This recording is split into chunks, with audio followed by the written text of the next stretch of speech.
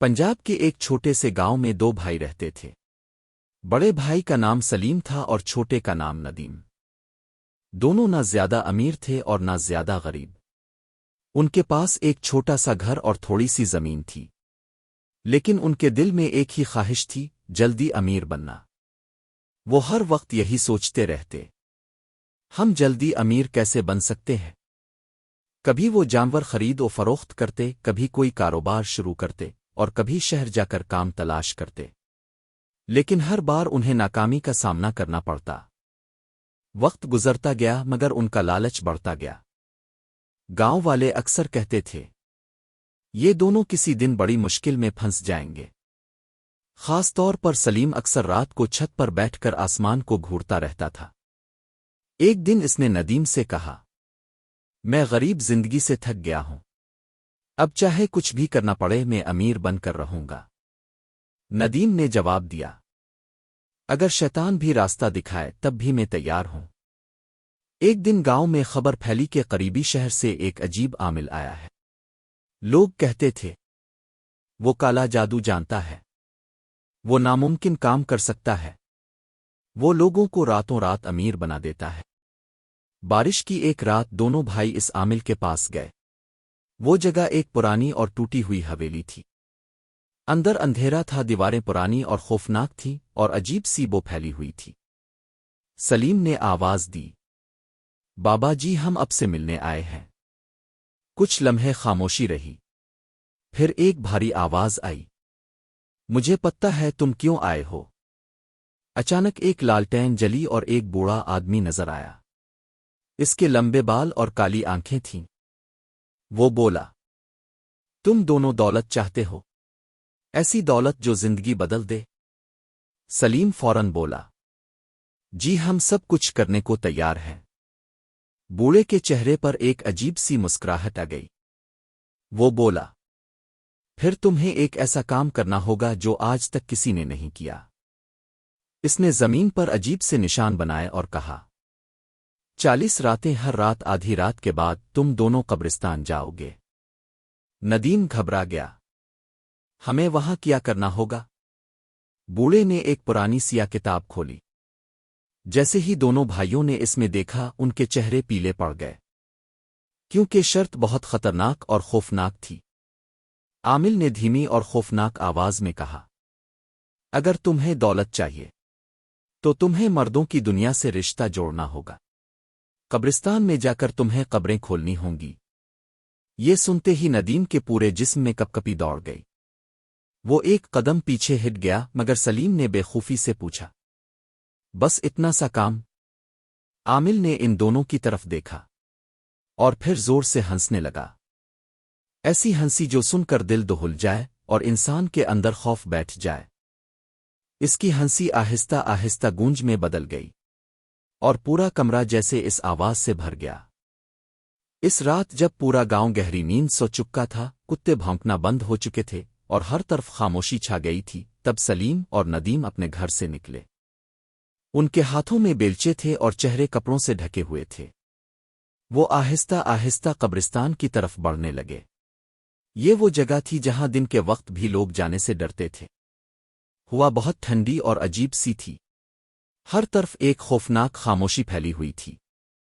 سلیم نے آہستہ سے کہا، آج کے بعد ہماری قسمت بدلنے والی ہے۔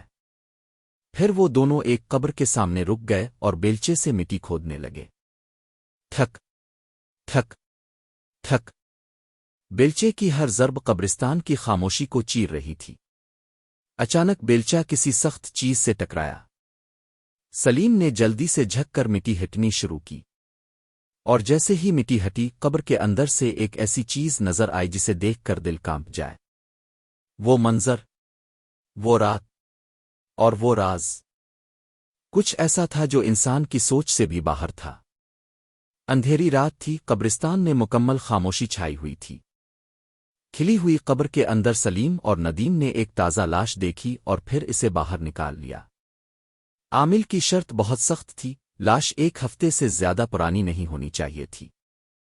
دونوں بھائیوں نے ڈرتے ڈرتے اس مردہ جسم کو ایک بڑی بوری میں ڈالا اور خاموشی سے قبرستان سے نکل آئے۔ یہ ان کے لیے پہلا قدم تھا، ایک ایسی تاریک راہ کا آغاز جس میں وہ داخل تو ہو گئے تھے لیکن باہر نکلنے کا کوئی راستہ نظر نہیں آ رہا تھا۔ یہ وہ لمحہ تھا جہاں ان کی زندگی بدلنا شروع ہوئی، اور یہی سے ایک ایسا خوفناک سلسلہ شروع ہونے والا تھا جو انہیں آہستہ آہستہ انسان سے کچھ اور بنا دینے والا تھا۔ گھر پہنچتے ہی انہوں نے کمرے کو اندر سے بند کر لیا۔ عامل کے بتائے ہوئے عمل کے مطابق انہیں اس مردہ جسم کے ٹکڑے کرنے تھے۔ جیسے ہی سلیم نے یہ کام شروع کیا، کمرے کا ماحول مزید بھاری ہو گیا۔ ندیم کا دل گھبراہٹ سے بھر گیا اور اس کے ہاتھ کانپنے لگے۔ کمرے میں ایک عجیب سی ناگوار فضا پھیل گئی تھی جسے برداشت کرنا مشکل تھا، مگر دونوں کے ذہن میں صرف ایک ہی چیز تھی، دولت کی ہوس۔ سلیم نے دانت بھینچتے ہوئے کہا، اگر امیر بننا ہے تو یہ سب کرنا پڑے گا، ہم اب پیچھے نہیں ہٹ سکتے۔ اور اس لمحے دونوں بھائی ایک ایسی راہ پر چل پڑے تھے جہاں واپسی کا سوچنا بھی مشکل تھا۔ ٹکڑے کرنے کے بعد اب وہ مرحلہ آیا جس کا تصور کر کے ہی روح فنا ہو جائے۔ انہیں وہ انسانی گوشت کچا کھانا تھا۔ پہل انہیں شدید ابکائیاں آئیں، جسم لرزنے لگا، لیکن وہ اپنی لالچ کے آگے بے بس تھے۔ اس رات انہوں نے انسانیت کا آخری لبادہ بھی اتار پھینکا اور دنیا کی تاریخ کا وہ سیاہ ترین عمل کیا جو شاید ہی کسی انسان نے کیا ہو۔ انہوں نے وہ گوشت کھایا اور اپنی پہلی رات کا عمل پورا کیا۔ اب یہ وحشتناک کام انہیں پورے 40 دن تک جاری رکھنا تھا، جہاں ہر روز ایک نئی قبر کھودنی تھی اور ایک نیا مردہ کھانا تھا۔ وقت گزرتا گیا اور شروع کے 15 دن میں وہ مکمل طور پر آدم خور بن چکے تھے۔ ان کی آنکھوں سے انسانیت غائب ہو چکی تھی اور وہاں صرف درندگی رقص کرتی تھی۔ پھر ایک رات انہوں نے ظلم کی انتہا کر دی۔ وہ قبرستان سے ایک جوان لڑکی کی لاش نکال کر لائے۔ اس رات ان کے اندر کے درندے نے تمام حدیں پار کر دیں۔ ایک بھائی نے اس مردہ وجود کے ساتھ جسمانی زیادتی، ریپ کی اور پھر دونوں نے مل کر اسے بے رحمی سے کاٹ کر کھانا شروع کر دیا۔ جلد ہی ان کے گھر سے ایک عجیب اور خوفناک بدبو پھیلنے لگی، ایسی بدبو کے آس پاس کے لوگوں کے لیے وہاں رہنا اور سانس لینا مشکل ہو گیا۔ دوسری طرف گاؤں میں افواہیں تیزی سے پھیل رہی تھیں۔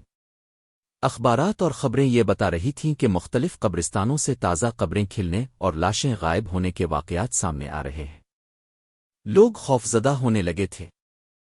جب گاؤں والوں نے اس بدبو اور عجیب سرگرمیوں کی شکایت کی تو سلیم اور ندیم غصے میں آ گئے۔ انہوں نے سخت لہجے میں سب کو دھمکاتے ہوئے کہا، یہ ہمارا ذاتی معاملہ ہے، یہاں سے چلے جاؤ۔ مگر اب دیر ہو چکی تھی۔ شک کی جو چنگاری جل چکی تھی وہ آہستہ آہستہ ایک بڑی آگ بنتی جا رہی تھی، اور گاؤں کے لوگ اب ان دونوں بھائیوں پر نظر رکھنا شروع کر چکے تھے۔ اسی دوران گاؤں کے ایک شخص نے ہمت کر کے پولیس کو اطلاع دی کہ اس گھر میں کچھ بہت ہی غلط ہو رہا ہے۔ پولیس نے معاملے کی سنگینی کو دیکھتے ہوئے ایک سپاہی کو سادہ لباس میں ان دونوں بھائیوں کی نگرانی پر لگا دیا۔ وہ سپاہی کئی دن تک خاموشی سے سب کچھ دیکھتا رہا، اور پھر ایک رات وہ منظر سامنے آیا جس نے اس کے رونگٹے کھڑے کر دیے۔ اس نے دیکھا کہ آدھی رات کے بعد سلیم اور ندیم ایک بھاری سی بوری گھسیٹتے ہوئے گھر میں داخل ہو رہے ہیں۔ ان کے انداز میں عجیب سی بے حسی تھی، جیسے وہ کسی خوف سے بالکل آزاد ہو چکے ہوں۔ سپاہی نے فوراً اپنا فون نکالا اور افسران کو پیغام بھیج دیا۔ کچھ ہی دیر میں پولیس کی بھاری نفری علاقے میں پہنچ گئی، اور بغیر کسی دیر کے اس خوفناک گھر پر چھاپا مار دیا گیا۔ گاؤں میں مکمل خاموشی چھا گئی، اور ہر کوئی یہی سوچ رہا تھا کہ اس گھر کے اندر آخر کیا چھپا ہوا ہے۔